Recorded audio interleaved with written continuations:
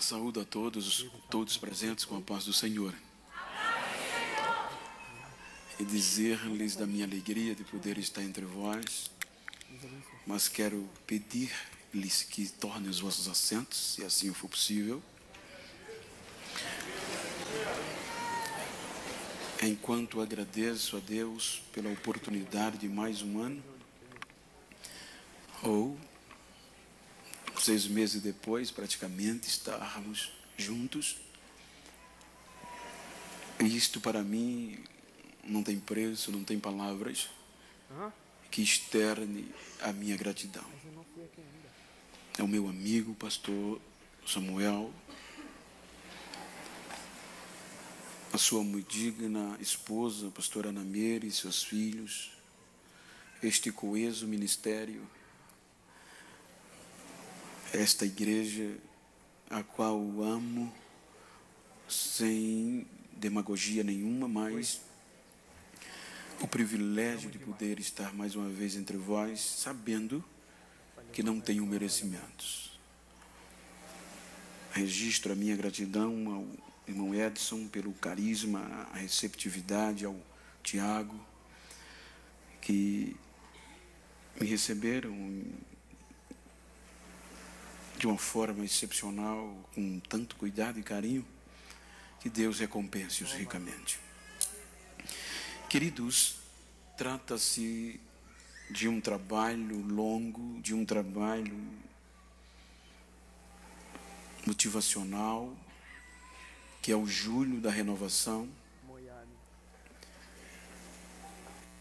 E quero dizer-lhes que nós, como seres humanos, que somos tão passados e sabemos que só se renova, só se precisa ser renovado o que foi deteriorado, que já não é mais como no começo.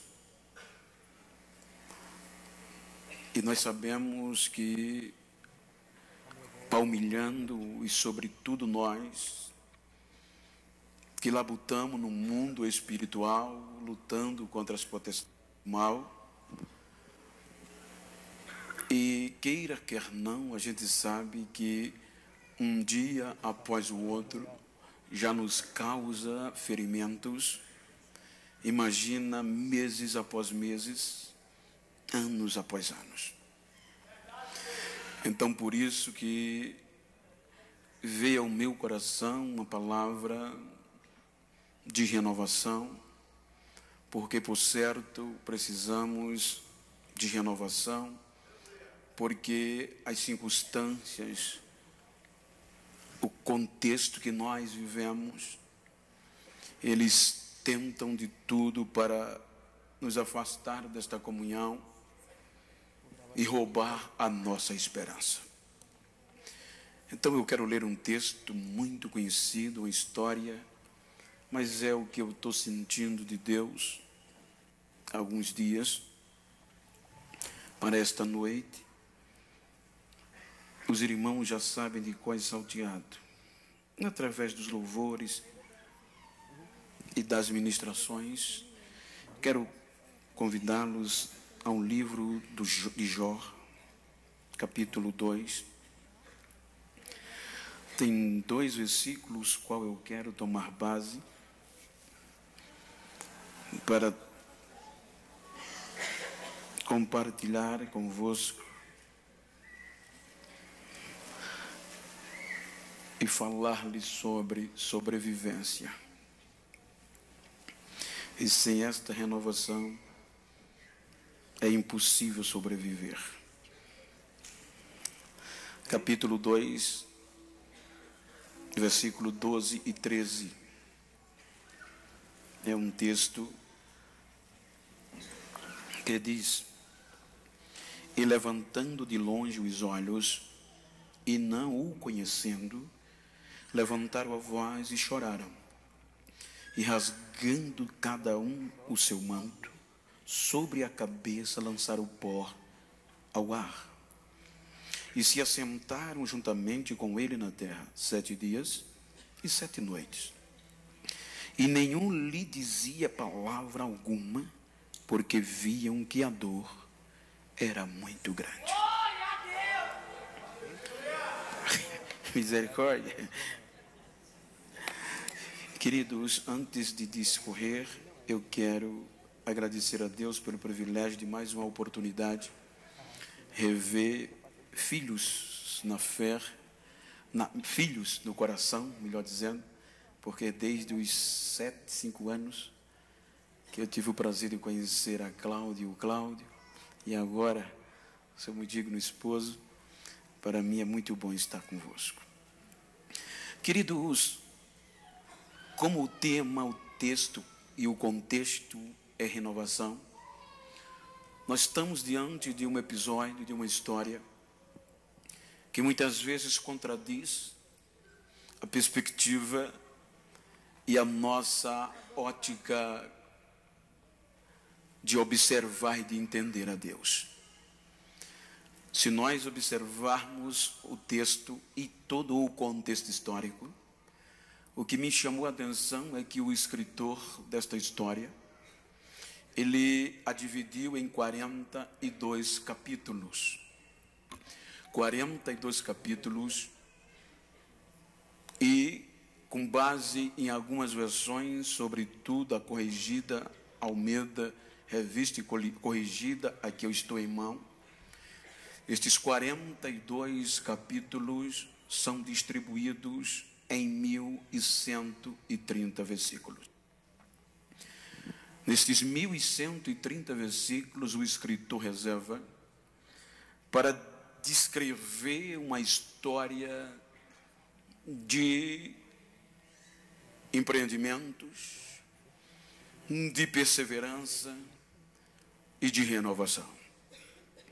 Se os irmãos observarem o contexto e tudo isto que eu vim falando, o que me parei para observar é que dentre estes 1130 versículos, apenas 5 versículos iniciais, o escritor reserva para descrever, para enaltecer o homem.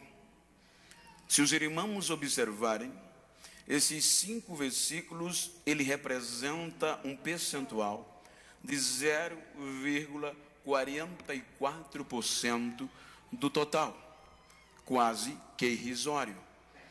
Este percentual é muito baixo, mas é dentro deste 0,44% da história em versículos que o escritor reserva para mostrar a que ponto este homem chegou.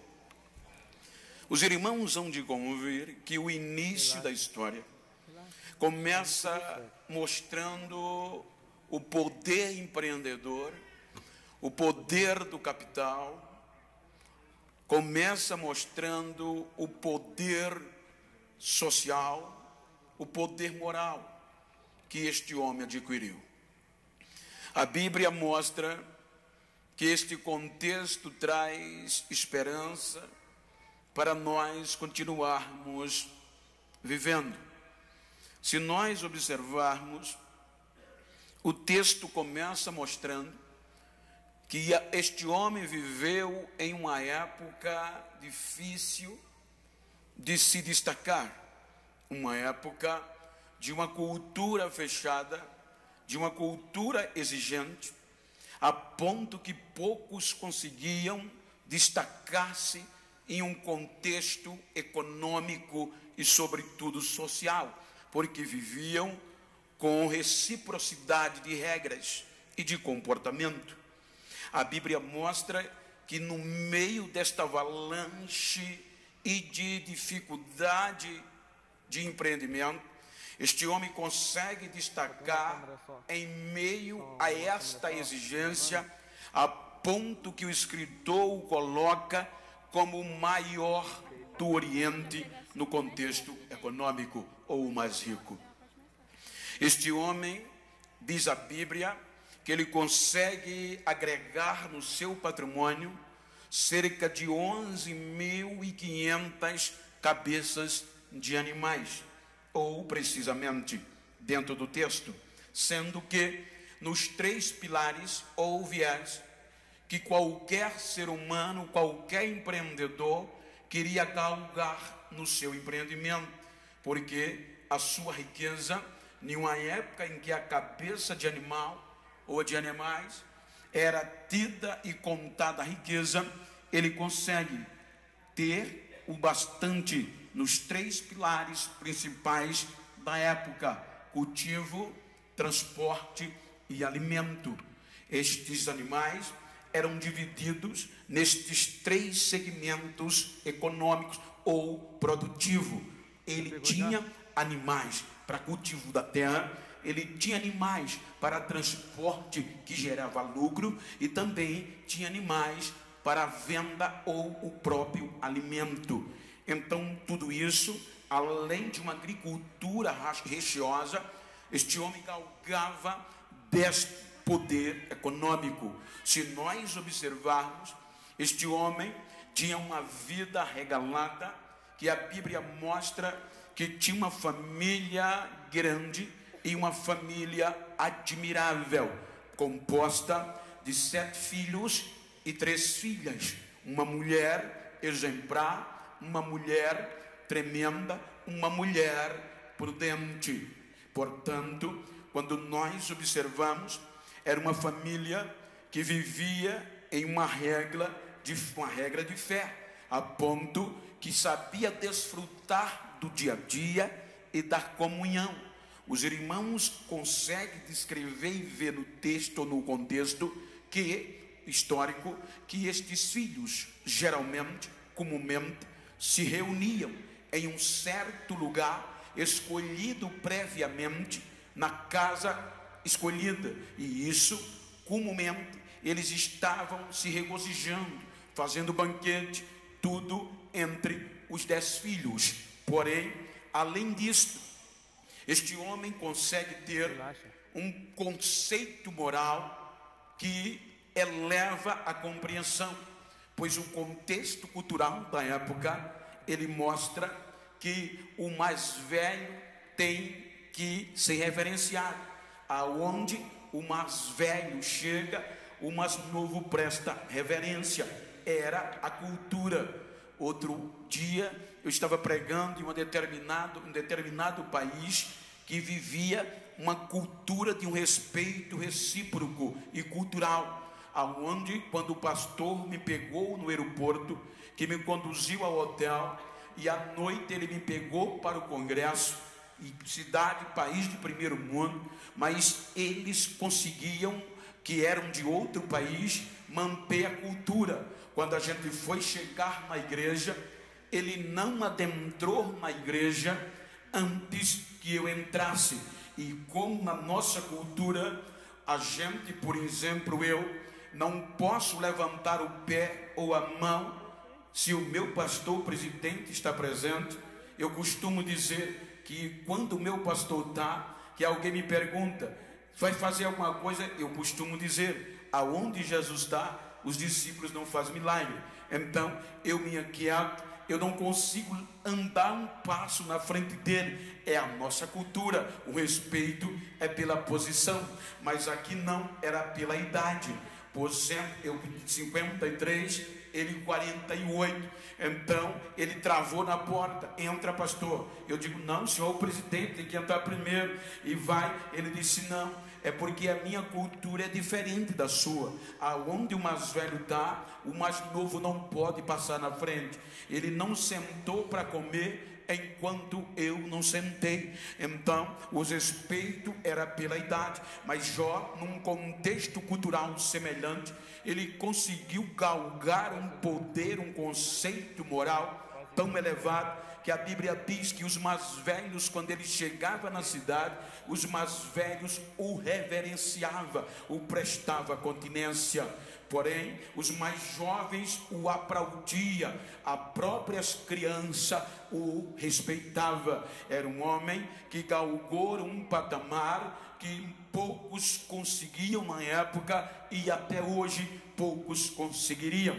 Então este homem vivia regaladamente em todos os âmbitos, ou seja, no âmbito social, este homem conseguia, com todo este apoio capital, ele ainda atuava no contexto social. A Bíblia diz que ele ajudava os mais fracos, ele cobria o que tinha frio, ele dava comida ao faminto e levantava os que tropeçavam. Era um homem que vivia um contexto totalmente íntegro, justo na terra e diante dos céus. Porém, são só 5 versículos que o exalta, porque quando a gente chega no capítulo 6, é quando a Bíblia diz que houve uma reunião nos céus. É quando o Satanás se apresenta a Deus e Deus lhe questiona: vês de onde? Ele automaticamente responde: da terra, de andar, de passear por ela.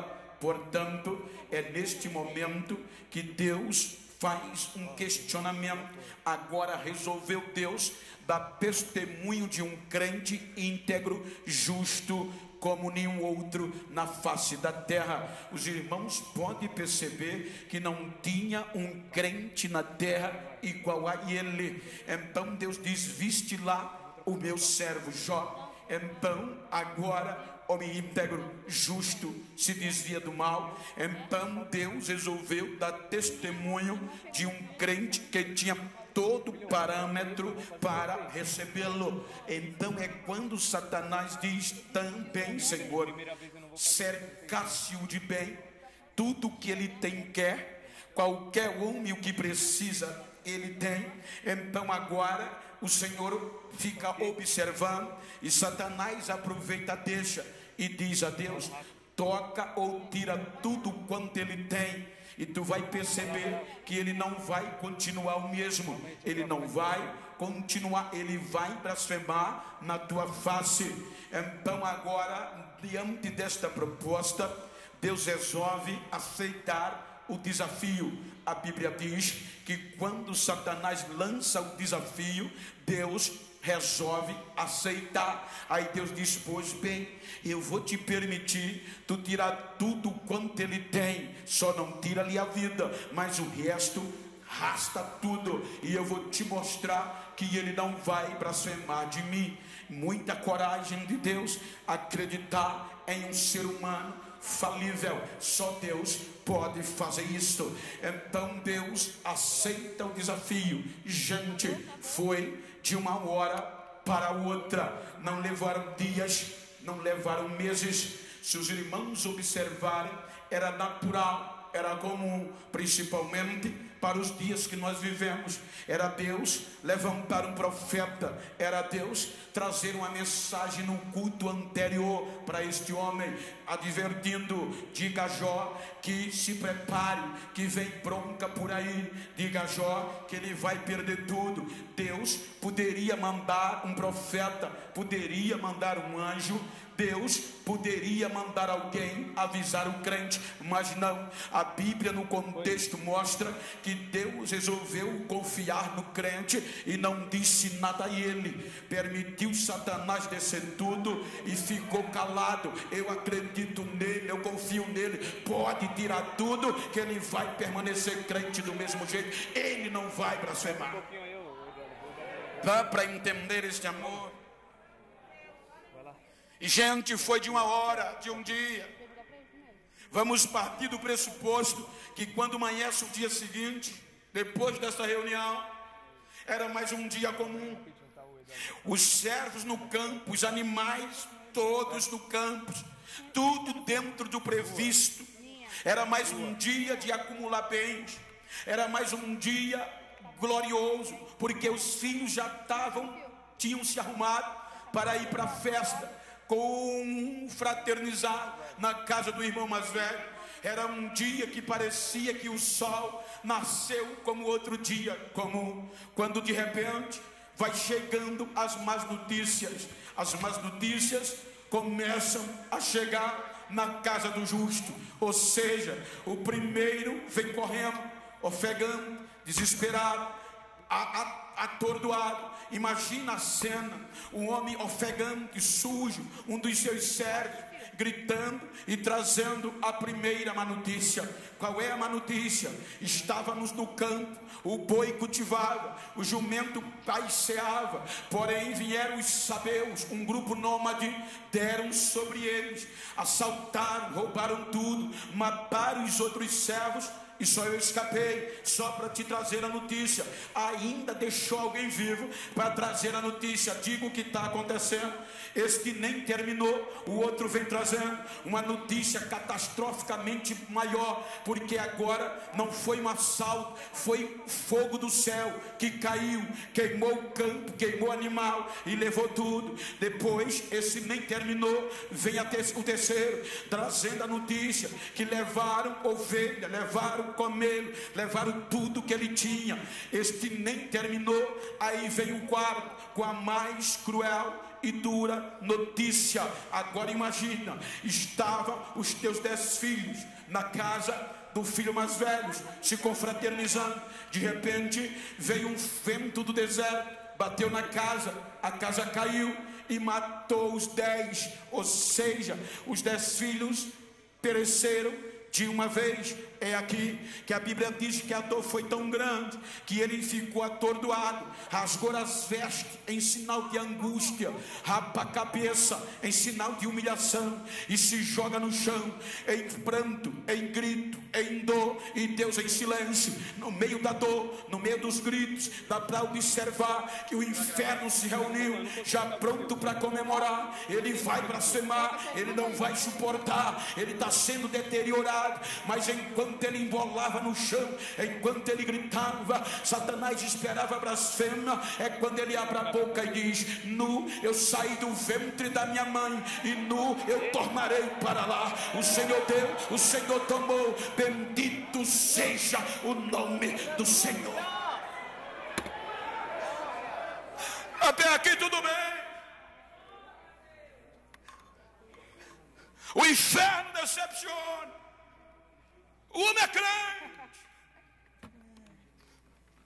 É o primeiro capítulo. Agora vem a dor maior. 10 caixões dentro de casa em um dia só. 10 caixões em um dia só.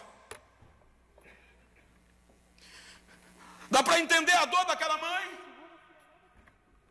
E o pior, era justo.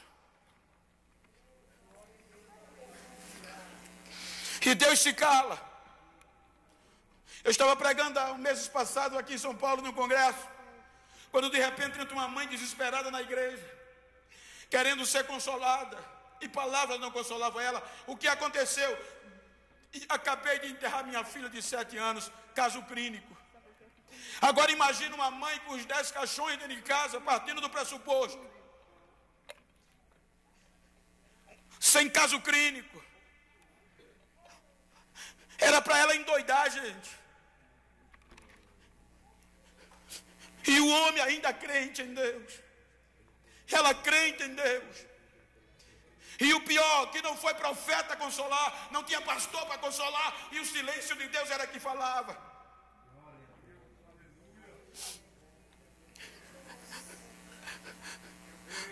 Ele sobreviveu à perda dos 10 filhos. Satanás volta na outra reunião e agora resolve Deus desafiá-lo de novo. Viste lá, viste que o rapaz é crente, viste que ele tirasse tudo e ele ainda permanece fiel. E às vezes a gente quer desistir por causa de uma gripe.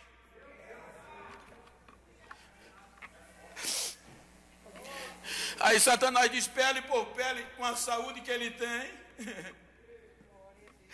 toca na saúde dele e verás que ele não blasfema. Aí resolve Deus aceitar de novo, vai, só não toca no coração dele, mas o resto manda bronca. E tu vai ver que ele não vai blasfemar. Isso é que é Deus. Eu estava lendo mandaram uma mensagem para mim estimulativa, dizendo, eu achei lindo, como Deus é. Ele nos enche do seu Espírito, que é dele. Ele nos dá as nossas forças, Ele nos dá a sua força, e ainda diz para o inferno que forte é a gente. Ele ainda dá testemunho da gente sendo tudo dele. Acabou? Satanás vem. E a Bíblia diz que agora o homem perdeu tudo. E para piorar agora, o seu corpo é deteriorado. A Bíblia fala que úlceras, chagas, começaram a surgir no seu corpo, do pé, da planta do pé ao alto da cabeça. Os glóbulos brancos morreram, os defensores, tornaram-se pus. Plaquetas baixaram, imunidade total. O homem saudável, o homem honrado, agora está fedendo, cheio de pus do pé à cabeça. E para piorar, a mulher, na sua razão, porque talvez pouca suportasse, ela ainda diz, com tudo isso tu ainda permanece crente. Não é melhor desistir? Nós recebemos o bem de Deus, filha. E como não receber o mal dele? Vamos esperar.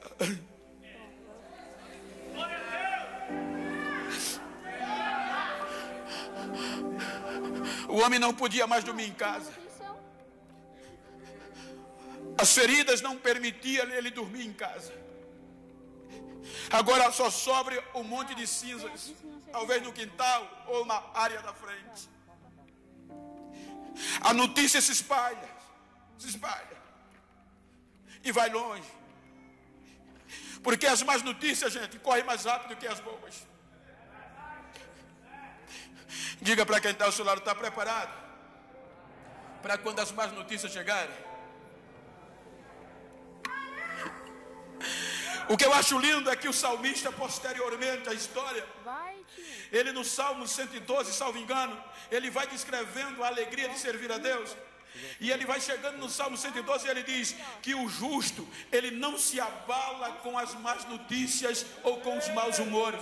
Por quê? Ele diz, porque o justo confia em Deus e o seu coração está firme e confiante nele. Ele diz, porque Deus não desampara o justo, porque o Deus coloca o justo como memorial diante dele. Deus não coloca o justo como museu, é como memorial, está lembrando todo dia, toda hora. Então o justo não teme a má notícia, porque elas não vêm sozinhas. O justo sabe, quando as más notícias chegam, elas não vêm sozinhas. O que é que ela traz, pastor? As boas vêm logo atrás. As boas vêm logo atrás. Ela sempre traz as boas notícias depois. Por isso que o justo não se abala. Não toque quem está ao teu lado, diga, prepara-te para as boas notícias também. Os amigos chegaram, souberam da notícia e eram amigos. Estes eram amigos ricos. Talvez vieram antes, com certeza, e banquetearam juntos. Agora a notícia chegou: Jó perdeu tudo e está doente. Mas os amigos não mensuraram o tamanho da causa e partiram para visitar o amigo. A Bíblia diz que nem precisaram chegar e nem bater na porta, porque quando chegaram longe, que levantaram os olhos, viram um amigo deitado num monte de cinza, cheio de feridas. A Bíblia diz que esses amigos se condoeram-se tanto que rasgaram o manto ainda longe, rasgaram o monte e começaram a jogar areia para cima, porque não suportava entender. A dor foi tão grande que a Bíblia diz que quando eles chegaram perto, que olharam, não tiveram coragem de abrir a boca, colocaram o joelho no chão com a boca fechada. Agora imagina se não eram amigos. 7 dias 7 noites orando na cinza com um amigo, porque a dor era muito grande. Estes eram amigos. Tem como você perguntar para quem está ao seu lado: quer ser meu amigo assim? Diga: para ver minhas feridas. Para mim causar ferida já tem muitos. Eu quero amigos que me ajudem a renovar. É isso que a gente precisa. De amigos verdadeiros. De amigos verdadeiros. A Bíblia diz, termina o capítulo 2. E Deus sai da história. Você não vê Deus mais falando. Ele sai no capítulo 2. E depois de 7 dias começa o capítulo 3, no contexto histórico. Quando começa o capítulo 3, já não é mais o mesmo do começo. Veja que Jó já começa a lamentar. Ele já começa a dizer: maldito o dia que eu nasci. Transforme-se ele em trevas e Deus não se lembre dele. Ele começa a amaldiçoar o dia que nasceu, porque as feridas lhe causavam dores. Os amigos já não suportando, espera tempo então. E Deus em silêncio. Então disseram: está acontecendo alguma coisa errada. Está acontecendo algo. Tem alguma coisa que tu cometeu que ofendeu a ele. Porque, gente, amigo, mas no silêncio de Deus é difícil continuar como chegou. Faz uma retrospectiva. Vê se tu não errou em algum ponto. Eu não errei, ele faz. Eu não cometi nada de errado. Eu continuo íntegro. Jó, faz uma reflexão. Lembra que os nossos pais no erro confessavam e alcançavam a misericórdia. Mas eu não errei. Um saía, o outro chegava. Sai, ele faz. Vem Zofar. Não, Jó, tem alguma coisa errada. Em Deus não há contradição. Deus é justo e Ele não comete injustiça. Lembra, vai terminar tu morrer se continuar se defendendo. Aí Jó, você pode olhar aqui no capítulo 13, ele conversando com Zofar, ele diz: eu prefiro confiar nele e na minha integridade, Zofar. Mas se tu continuar assim, sem confessar, tu vai morrer. Mas eu não errei, porque eu vou confessar, eu vou confiar nele, ainda que ele me mate nele, eu vou esperar e vou defender a minha integridade. Eu não errei. Mas quando você chega no capítulo 14, como qualquer ser humano, a esperança de uma renovação foi embora. Veja que no capítulo 14, ele começa a falar com Zofar, desestimulando-se. Ele diz: Zofar, não há tempo mais para mim. Ele diz, vou contextualizar, não há tempo mais para Deus me renovar e devolver o que eu perdi. Ele lamenta a miserabilidade da vida humana. Ele diz: a brevidade da vida humana é muito curta, Zofar. Ele diz: há mais esperança para a árvore do que para o homem. Porque uma árvore, se ela for cortada, a raiz secar debaixo do solo e morrer o tronco no pó, então aos cheiros das águas ela é renovada e volta a brotar de novo. Mas o homem, morrendo o homem, acabou. Qual é o seu fim? Não há mais esperança. Ele disse que há mais esperança para a árvore do que para ele. Mas ele não sabia do que eu vou lhe dizer agora. Diga para quem está ao seu lado: pode morrer a raiz, pode secar a raiz da árvore, pode morrer o tronco da árvore, mas as promessas de Deus não morrem. Se Ele prometeu, Ele cumpre, ela está de pé. Então não perdas esperança, porque Deus, Ele prometeu, Ele cumpre, Ele é fiel. As promessas dEle não caem por terra e não morrem. E não morre.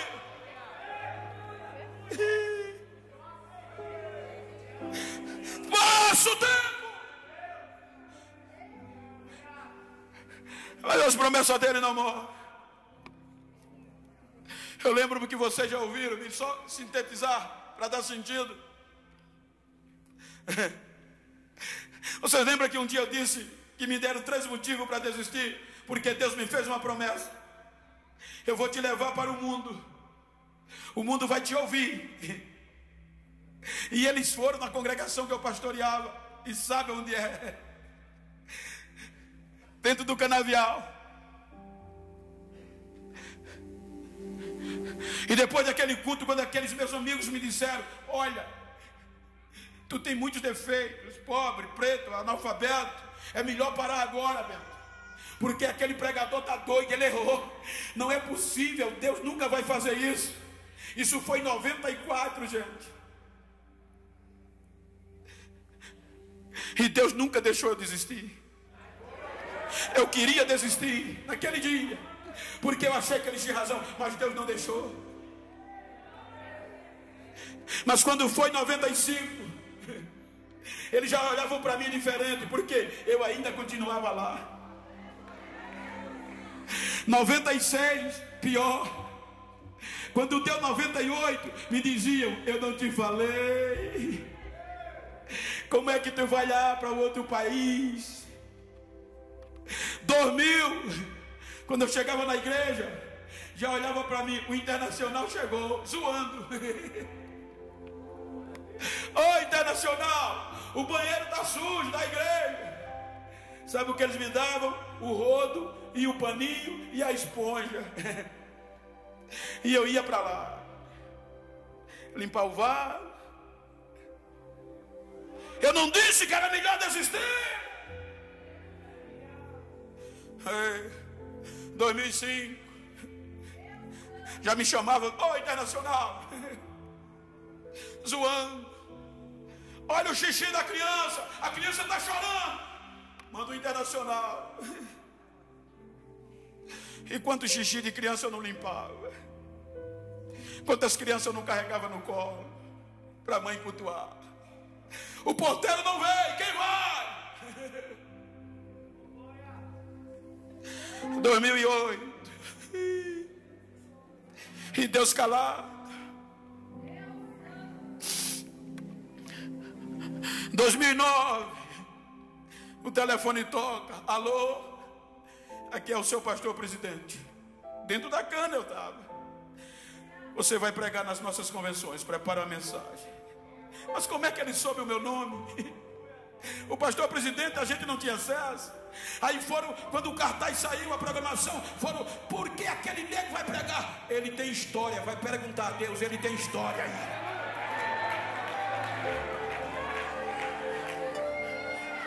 Depois que me viram pregar, me abraçam até hoje.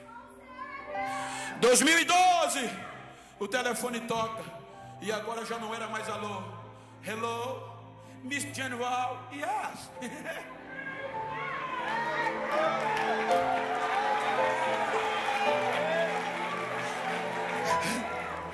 Ela não morre, gente.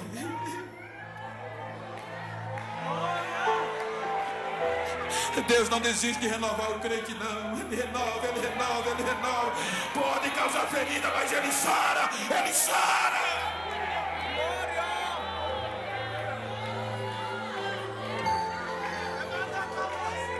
Não perda os seus sonhos. Espere. Veja que quando chega no capítulo 16, ele entende. E ele diz: sim, eu estou gritando, mas a minha dor não cessa. Calando-me eu, qual será o meu alívio? Ele estava dizendo na nossa linguagem: eu estou orando e não estou sendo ouvido. Eu estou gritando e ele não responde. Mas eu não posso me calar, porque se eu me calar, a minha esperança se acaba. Se eu me calar, se eu desistir, o meu alívio não vem. eu vou continuar, eu não vou desistir, eu vou continuar esperando.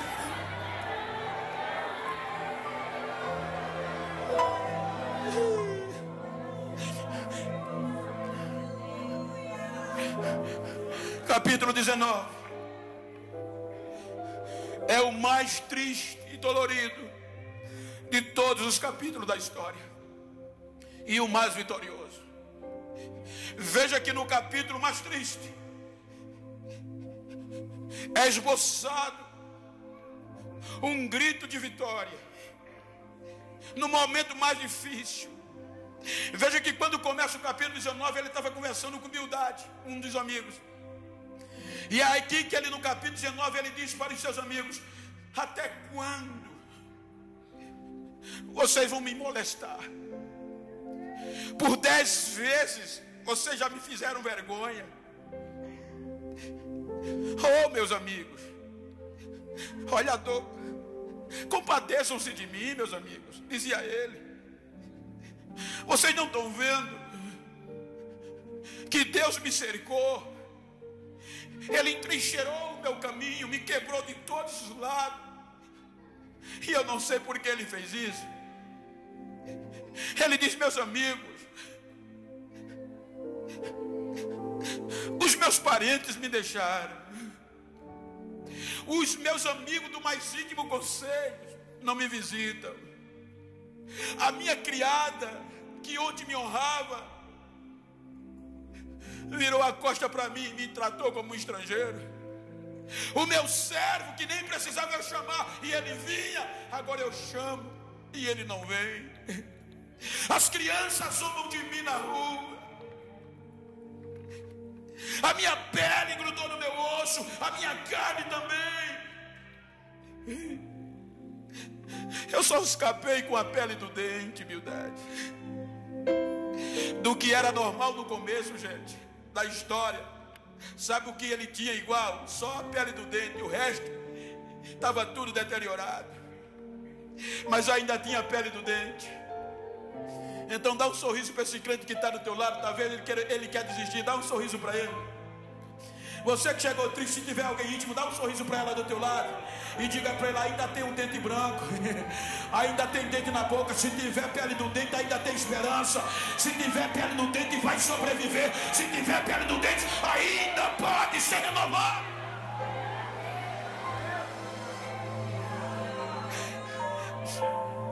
É aqui neste mais difícil momento que ele olha para a Bildade e diz: oh, Bildade!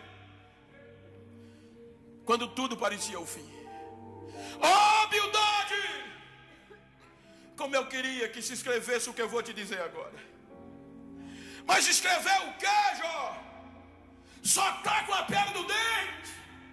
Eu queria que com pena de ferro e tinta de chumbo escrevesse o que eu vou falar agora numa rocha.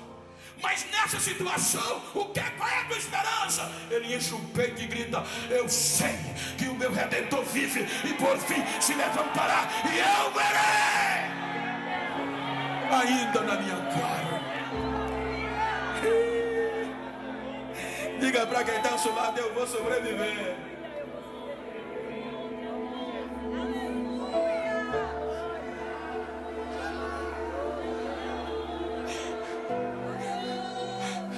Só, gente, que Deus ainda não responde. Capítulo 20 continua pior. Capítulo 30 continua pior. Capítulo 37, do capítulo 2 para o capítulo 37, são 35 versículos de silêncio. O que é que o Senhor quer dizer? É que tem muita gente que quer que as coisas aconteçam logo no primeiro capítulo. O primeiro capítulo é bom, gente, que vai dizer quem tu é, mas só representa menos de 0,5% da história. É por isso que muitas das nossas gerações estão desistindo, É por isso que muito da minha geração está parando, porque já não espera mais o silêncio de Deus. Se Deus não me responde, se Deus está tardando, eu vazo. Não, não é assim. Diga para quem está ao seu lado, pregue comigo, diga para ele: tem mais 35 capítulos pela frente, meu filho.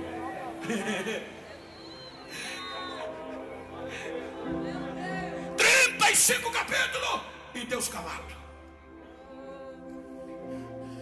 Aí vem o capítulo 38. Quando o capítulo 38 chega, aí Deus resolve responder.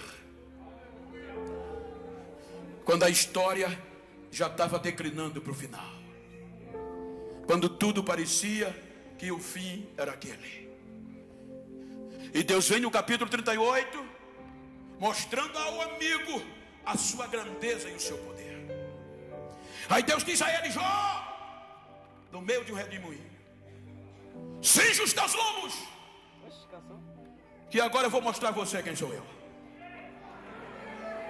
Do capítulo 3 para o capítulo 38, Jó vai cerca de 17 pergunta a Deus, e Deus não lhe responde. Por que tu me entrincheirou? Por que descarregaste tua mão contra mim? Por quê? Por quê? Por quê? E Deus não responde. Agora Deus chega e diz: você me perguntou, e eu, antes de te responder, eu vou te perguntar. E se você tem inteligência, você vai me dizer o que eu vou te perguntar. Se você me conhece e sabe quem eu sou, você vai dizer: prepara os teus lombos. Aí ele começa a dizer: me diga, Jó, onde você estava quando eu fundei a terra, quando eu criei a terra? Se é que você é inteligente e sabe, diga-me aonde você está. Se você perguntar ao pastor J. Mark, aonde está o alicerce desse templo, ele vai dizer quanto metro tem de profundidade. Ele diz quanta espessura. Ele é capaz de dizer, porque ele construiu. Agora Deus pergunta a Jó: diga-me, Jó, aonde eu coloquei o alicerce da terra para ela estar sustentada? Aonde eu coloquei o firmamento dela? Me diga, se você sabe aonde ela está. Me diga, Jó, se você é inteligente e quer me conhecer, se você me conhece, quem foi que mediu a terra a metro com a palma da mão? Diga-me aonde está a pedra de esquina da terra. Você não é inteligente? Me diga aonde ela está. Quando as estrelas da alva cantavam e os filhos de Deus se alegravam, me diga. Me diga se você pode pescar o crocodilo com anzol. Você pode quebrar o queixo do crocodilo com o anzol? Diga-me aonde você estava, Jó, quando eu criei os mares e o fiz sair da madre. Coloquei nuvens sobre ele e sobre eles dei a minha autoridade. Eles saíram, mas diga, Jó, onde você estava quando eu desci e disse o mar: aqui termina o seu orgulho. Coloquei ferrolho e disse a ele: daqui você não passa, daqui você não passa. Aonde você estava? Do capítulo 38 ao 42, Deus faz cerca de 70 perguntas a Jó e ele não responde uma. Quando ele ouve que Deus se cala, aí ele diz: eu sei que tudo podes e nenhum dos teus pensamentos pode ser impedido. Eu te conhecia só de ouvir, mas agora os teus olhos me veem.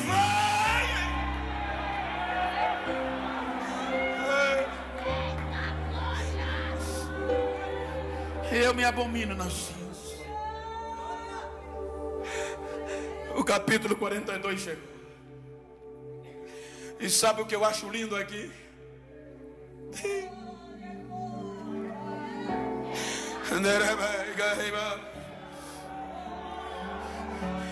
Às vezes você chegou aqui querendo desistir. Não desista. Só em você olhar para mim dá para ver que não pode parar, que Deus ainda é Deus. Os últimos 8 versículos. 8 versículos representa 0,70% da história. Não é 70%, é 0,7%, menos de 1%. Nos últimos 8 versículos, quando ninguém acreditava mais, a história muda de rumo. E não é que Deus resolveu renovar o crente. Esses últimos 8 versículos diz que Deus virou. Ele virou a história do homem. Nos últimos 8 versículos a Bíblia diz que Deus devolveu tudo em dobro. Se ele tinha 11.500 cabeças de gado no capítulo 1, no capítulo 42 no finzinho, ele passa para 22 mil cabeças inexplicadamente. Se ele tinha 10 filhos no começo, no final a Bíblia diz que Deus devolve os 10 e dá um bônus de sobra. Qual? No capítulo 1, as filhas de Jó, você não sabia nem o nome dela, mas no capítulo 42 a Bíblia diz que era Gemima, era Quésia, eram umas moças tão lindas que não tinha igual a ela no mundo todo na sua época. Deus devolveu em pouco tempo. Sabe o que isso quer dizer? Diga para quem está ao seu lado: Deus não precisa de muita coisa. Deus não precisa de muita conversa e nem de muito tempo para devolver o que pensaram que você tinha perdido. Te prepara para ser renovado. Não desista, te prepara. Fica de pé, por favor.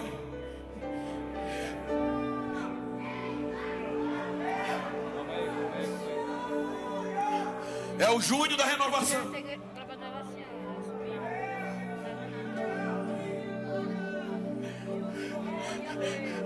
Eu hoje estou aqui tendo o privilégio de estar entre vós, tendo amigos como estes. Deus me renovou quando ninguém acreditava. Hoje eu estou dizendo isso porque eu estou falando de você não desistir de renovação. Hoje eu sou convidado para países que nem passava na minha mente. E o pior é que eu não entendo quando eu desembarco naqueles aeroportos internacionais. Daqui a pouco eu vou passando no saguão com direção à migração. Daqui a pouco vê alguém olhando para mim. Esse povo me conhece? Daqui a pouco chega o Pastor Genival. Sim. One picture, uma foto. Uau.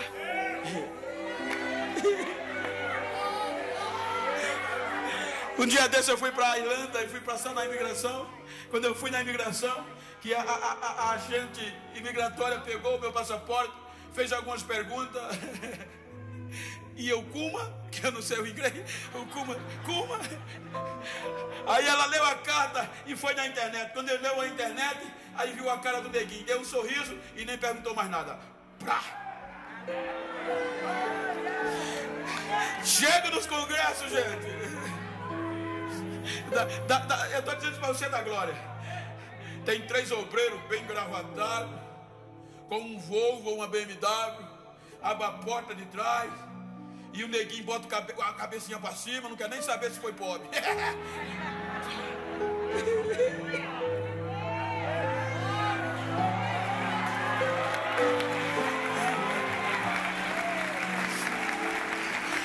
Eu questiono a Deus. Ele diz: é para você saber que eu sou Deus. Chego nos cultos, pastor, o senhor convive comigo, que às vezes somos constrangidos por nós mesmos. Quando eu sento no altar, naqueles países, só gente branca. Olho para o altar, hoje eu estou alegre, né, pastor? A gente quando está pertinho do outro. Mas eu olho para trás, só tem galeguinho. Olho para frente, só tem gente que dá para ver a veia na testa. E eu olho para só tem eu de preto lá. Meu Deus, por que me trouxesse para cá? Para você saber que eu sou Deus. Quando termina o congresso, os branquinhos fazem fila. Para quê? Para beijar o pretinho, para abraçar o pretinho, para tirar foto com o pretinho. Não tem, é Deus, é Deus, é Deus, é Deus. E ele que renova. Então não desista. Se você está perto de uma pessoa do mesmo sexo, eu gosto de terminar assim, vira para ela.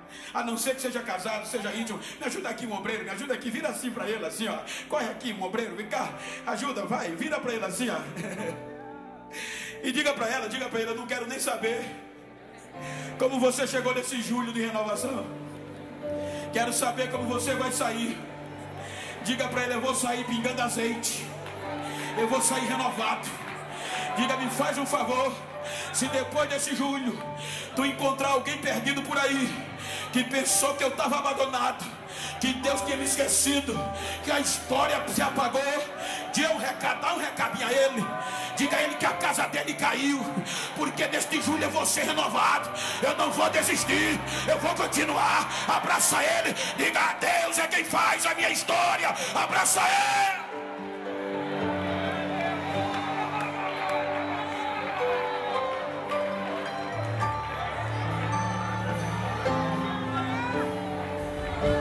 Deus é quem faz a tua história.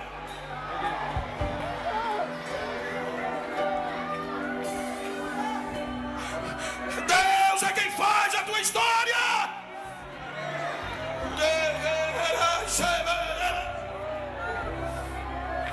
Curva a tua cabeça. Soberano Deus e eterno Pai, em nome de Jesus, eu quero te agradecer por estar aqui nesta noite, por ter o privilégio de estar sendo renovado neste culto. E aqui tem vidas que precisam deste abraço de renovação. Estamos aqui em um projeto, Senhor, de renovação. E o Senhor sabe que nós não somos perfeitos. Há feridas que ao homem, Senhor, é impossível sarar. A história, Senhor, que ao homem é impossível restaurar. Mas é o julho da renovação. É o julho que o Senhor está renovando vidas aqui em Itapevi. Então nesta noite eu te peço, como profeta da última hora, como ministro do Evangelho, renova vidas aqui hoje. Renova sonhos, renova promessa, renova projetos. Se você está sendo renovado, adora.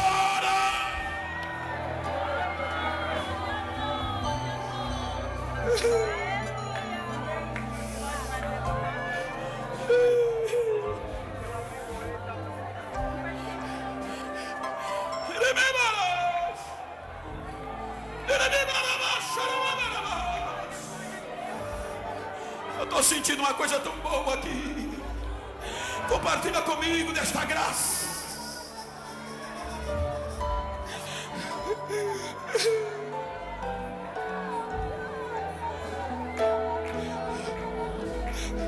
Cadê você que cantava e as crises te fizeram parar?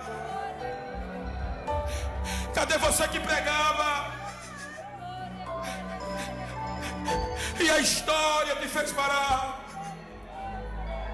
Cadê você que adorava, mas que fizeram desistir? Cadê você? Cadê você? Cadê você que se afastou? Cadê você que precisa se reconciliar?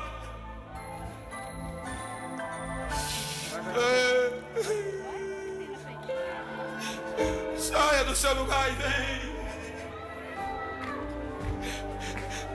Cadê você, se porventura esteja aqui?